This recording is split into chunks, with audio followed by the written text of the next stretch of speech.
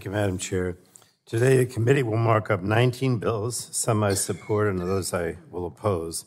I'm pleased we're considering 13 bipartisan bills that advanced out of the Communications and Technology Subcommittee earlier this month, including the 2 satellite bills that Chair Rogers and I have been working on since last Congress. I look forward to these bills advancing out of the committee today and reaching the House floor in the near future.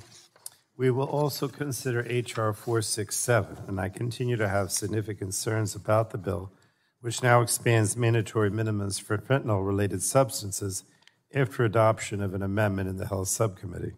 This is a significant departure from the Biden administration's proposal to address FRS, which includes guardrails to ensure that we're not exacerbating inequities in our criminal justice system while permanently scheduling FRS. Unfortunately, Republicans refused to work with me on the necessary guardrails to improve this legislation and to actually work on something that I think would have a chance of being signed into law. I also have strong concerns with H.R. 801. This bill is a misguided expansion of Title 42 authorities and goes beyond the purpose and intent of the statute, which is to stop the spread of communicable disease.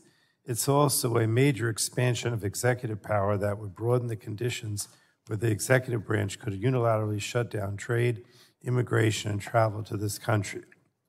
I urge my colleagues to oppose this anti-public health and I believe anti-immigrant proposal. On H.R. 485, it's unfortunate that we've not been able to reach an agreement.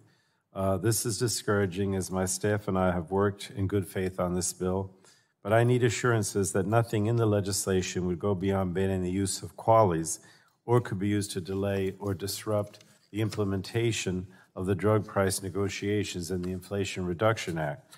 It's disappointing that the majority is moving forward with a partisan amendment. And lastly, we'll consider H.R. 1603, the so-called Homeowner Energy Freedom Act, and this bill repeals the popular home electrification grants that will give customers immediate off-the-top discounts for electric appliances. It also repeals funding for energy workforce training and building code adoption. We haven't had any hearings or stakeholder testimony on this bill, but we know it's a terrible idea. These are popular incentives that will save consumers money and are urgently needed to help us fight the climate crisis. This bill has nothing to do with freedom. It's about keeping customers, especially low and middle-income customers, tethered to expensive and volatile fossil fuels. And I'll have more to say on several of the 19 bills throughout the markup, but for now, Madam Chair, I yield back the balance of my time.